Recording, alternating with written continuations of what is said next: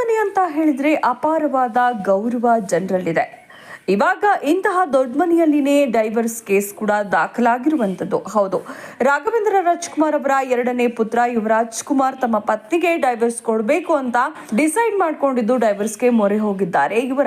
ಯುವರಾಜ್ ಕುಮಾರ್ ಅವರ ಪತ್ನಿ ಶ್ರೀದೇವಿ ಭೈರಪ್ಪ ವಿರುದ್ಧ ಅರ್ಜಿಯನ್ನ ಸಲ್ಲಿಕೆ ಮಾಡಿದ್ದು MC ಆಕ್ಟ್ 13 ಸಬ್ ಕ್ಲಾಸ್ 1N ಅಡಿಯಲ್ಲಿ ಈ ಒಂದು ಅರ್ಜಿಯನ್ನ ಸಲ್ಲಿಕೆ ಮಾಡಿದ್ದು ಜೂನ್ 6ರಂದು ಅರ್ಜಿಯನ್ನ ಸಲ್ಲಿಸಿದ್ದಾರೆ ಅನ್ನುವಂತಹ ಮಾಹಿತಿ ಕೂಡ ಇದೆ.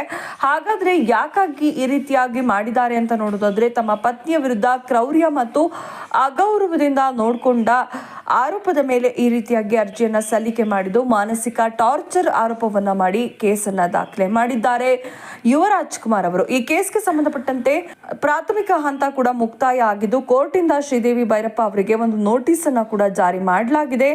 ಈ ಒಂದು ಆರೋಪಕ್ಕೆ ಇವಾಗ ಉತ್ತರವನ್ನ ಕೊಡಬೇಕಾಗಿದೆ ಮತ್ತು ವಿಚಾರಣೆಯನ್ನ ನಿಗದಿಪಡಿಸಿ ಕೋರ್ಟ್ ಜುಲೈ ತಿಂಗಳ 4ನೇ ತಾರೀಕನ್ನ ನಿಗದಿ ಮಾಡಿದೆ ಅನ್ನುವಂತಹ ಮಾಹಿತಿ ಕೂಡ ಸಿಗ್ತಾ ಇದೆ.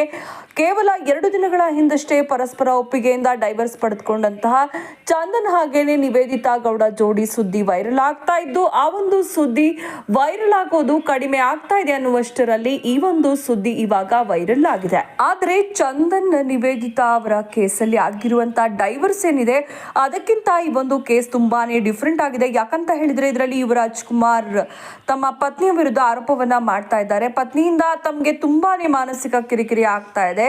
ತಮ್ಮ ಪತ್ನಿ ಆಗಿರುವಂತಹ ಶ್ರೀದೇವಿ ಭೈರಪ್ಪ ಅವರು ಅಗೌರವದಿಂದ ನಡ್ಕೋತಾರೆ, ಅಷ್ಟೇ ಅಲ್ಲದೆ ಅವರು ಕ್ರೌರ್ಯದಿಂದ ಕೂಡ ತುಂಬಾನೇ ವರ್ತನೆ ಮಾಡ್ತಾರೆ ಅನ್ನುವಂತಹ ಆರೋಪವನ್ನ ಮಾಡಿ ಇದೇ ಕಾರಣಕ್ಕಾಗಿ ನನಗೆ ಡೈವರ್ಸ್ ಬೇಕೇ ಬೇಕು ಅಂತ ಹೇಳಿ ಅವರು ಅಪ್ಲೈ ಮಾಡಿದ್ದಾರೆ ಅನ್ನುವಂತಹ ಖಚಿತ ಮಾಹಿತಿ ಈಗ ಸಿಗ್ತಾ ಇದೆ.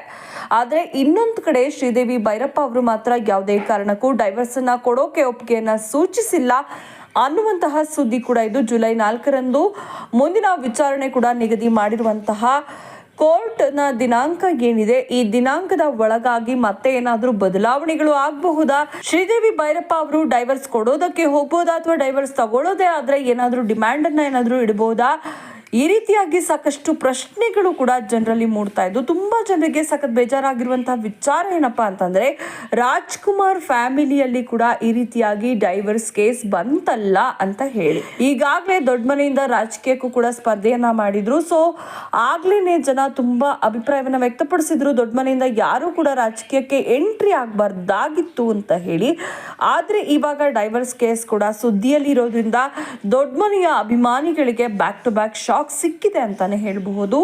ಇತ್ತೀಚೆಗೆ ತುಂಬಾನೇ ಜಾಸ್ತಿ ಆಗ್ತಾ ಇದೆ ಡೈವರ್ಸ್ ಕೇಸ್ಗಳು. ಇದ್ರ ಬಗ್ಗೆ ನಿಮ್ಮ ಅಭಿಪ್ರಾಯ ಏನು? ಇವತ್ತಿನ ಜನರೇಷನ್ ಈ ರೀತಿಯಾಗಿ ತುಂಬಾನೇ ಡೈವರ್ಸ್ಗೆ ಮೊರೆ ಹೋಗ್ತಾ ಇದೆ, ಜಾಸ್ತಿ ಆಗ್ತಾ ಇದೆ.